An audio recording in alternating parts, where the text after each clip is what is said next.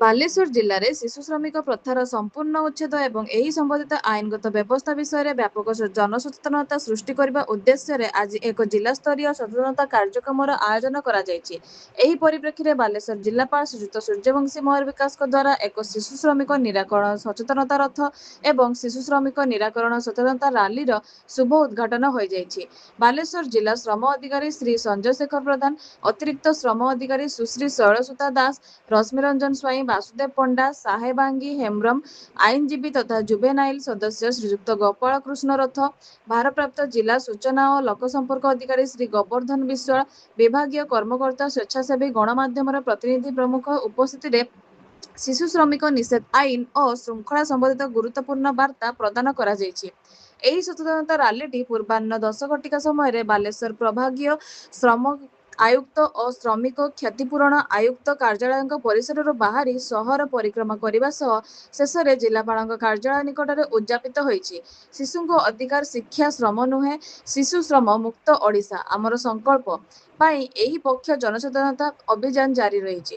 ଜିଲ୍ଲା ଶ୍ରମ କାର୍ଯ୍ୟାଳୟ ପକ୍ଷରୁ ଏହି ଜନହିତକର କାର୍ଯ୍ୟକ୍ରମର ସଫଳ ରୂପାୟନ ଏବଂ ସମାଜରେ ଏହାର ବ୍ୟାପକ ପ୍ରଭାବ ସମାଜରେ ଶିଶୁ ଶ୍ରମିକ ପ୍ରଥା ଏକ ସାମାଜିକ ବ୍ୟାଧି, ଏହାର ବିଲୋପ ପାଇଁ ସମସ୍ତେ ଉଦ୍ୟମ କରିବା ସହ ଉଭୟ ବୈଦ୍ୟୁତିକ ଏବଂ ମୁଦ୍ରିତ ଗଣମାଧ୍ୟମର ପ୍ରତିନିଧିମାନଙ୍କୁ ଏହି ସଚେତନତା ଅଭିଯାନର ବ୍ୟାପକ ପ୍ରଚାର ଓ ପ୍ରସାର କରିବାକୁ ବିନମ୍ର ନିବେଦନ ଯେପରି ଏହି ଆଇନଗତ ସଚେତନତା ବାର୍ତ୍ତା ଜିଲ୍ଲାର ପ୍ରତ୍ୟେକ ନାଗରିକଙ୍କ ପାଖରେ ପହଞ୍ଚି ପାରିବ। ବାଲେଶ୍ୱରରୁ ତ୍ରିଲୋଚନ ମହାନ୍ତିଙ୍କ ରିପୋର୍ଟ, ନିବେଦିତା ନ୍ୟୁଜ।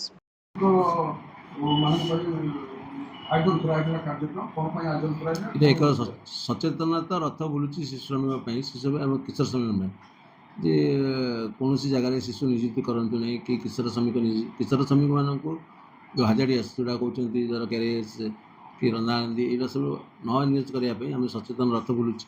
ତାପରେ ପ୍ରତି ବ୍ଲକରେ ଏଇଟା ବୁଲିବ, ପ୍ରତି ବ୍ଲକରେ ଲୋକଙ୍କୁ ସଚେତନ କରିବା ଆମେ କେମିତି ମୁକ୍ତ ଓଡ଼ିଶା ଶିଶୁ ମୁକ୍ତ ଓଡ଼ିଶା କରିବୁ। ସେଥିପାଇଁ ସରକାରଙ୍କ ତରଫରୁ ଏହା ଏକ ଭଲ ପଦକ୍ଷେପ ହୋଇଛି ଏବଂ ତାକୁ ଆମେ ବାଲେଶ୍ୱରରେ ବାଲେଶ୍ୱର ଜିଲ୍ଲା ଶ୍ରମ ଅଫିସ ସେଇଟାକୁ ଆଗରେ ରହି କାମ କରୁଛୁ। ପ୍ରତିବର୍ଷ ପାଳନ କରାଯାଉଛି। ପ୍ରତିବର୍ଷ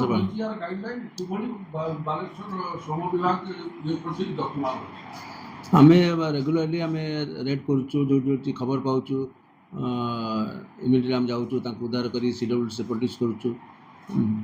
ତାପରେ ଯେଉଁମାନେ ରଖୁଛନ୍ତି ତାଙ୍କ ନାଁରେ ଆମେ କେସ୍ କରୁଛୁ କୋର୍ଟରେ। ଏଇଟା ପ୍ରତି ବ୍ଲକରେ ବୁଲିବ, ବାଲେଶ୍ୱର 12ଟା ବ୍ଲକ ଅଛି, 12ଟା ବ୍ଲକ ମ୍ୟୁନିସିପାଲିଟି ବୁଲିବ, 25 ତାରିଖ ପର୍ଯ୍ୟନ୍ତ ବୁଲିବ। ଯେଉଁ ବେସରକାରୀ ସଂସ୍ଥା ଗୁଡ଼ିକ ଏଭଳି ଶିଶୁ ଶ୍ରମିକଙ୍କୁ ପ୍ରୋତ୍ସାହନ ଦେଉଛନ୍ତି ସେମାନଙ୍କ ପାଇଁ କ'ଣ ମେସେଜ ରହିବ? ସେମାନେ ଶିଶୁ ଶ୍ରମିକଙ୍କୁ ପ୍ରୋତ୍ସାହନ ନ ଦିଅନ୍ତୁ, ଯଦି ଦେବେ ତାଙ୍କ ବିରୁଦ୍ଧରେ ଦୃଢ଼ କାର୍ଯ୍ୟାନୁଷ୍ଠାନ ଗ୍ରହଣ କରିବା ପାଇଁ ସରକାର ନେଇଛନ୍ତି। ଆମେ ଏବେ ତାଙ୍କ ପାଇଁ ଜେଲ୍ ଦଣ୍ଡ ମଧ୍ୟ ଅଛି। ତେଣୁକରି ସେମାନେ ସଚେତନ ହୁଅନ୍ତୁ ଏବଂ ଲୋକଙ୍କୁ ପିଲାଙ୍କୁ ନ ରଖି ତାଙ୍କୁ ପାଠ ପଢ଼ାଇବେ କେମିତି ସେଇପରି ଚିନ୍ତା କରନ୍ତୁ। ମୁଖ୍ୟତଃ ଅଭିଭାବକମାନେ ଦାରିଦ୍ର୍ୟତାରୁ ମୁକ୍ତ ହେବା ପାଇଁ ପିଲାମାନଙ୍କୁ କାମ ଲଗାଉଛନ୍ତି, ସେ ଅନୁସାରେ କ'ଣ ମେସେଜ ରହିବ? ସେମାନେ ବି ସଚେତନ ହେବା ଦରକାର, ପିତାମାତା ସଚେତନ ହେବା ଦରକାର। ସଚେତନ ହୋଇ ପିଲାମାନଙ୍କୁ ଯଦି ସ୍କୁଲ ପଠାନ୍ତେ, ସ୍କୁଲରେ ବର୍ତ୍ତମାନ ତ ଶିକ୍ଷା ଫ୍ରି ସରକାର କରିଛନ୍ତି, ପଠାଇଲେ ମୋ ମତରେ ଭଲ ହୁଅନ୍ତା।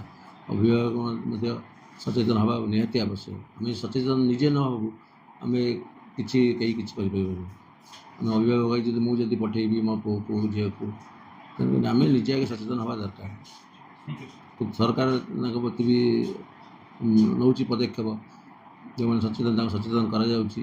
ଆମେ ପ୍ରତି ବ୍ଲକ ଯାଇକି ଆମର ଅଫିସର ଅଛନ୍ତି, ସେମାନେ ସଚେତନ କରାଉଛନ୍ତି।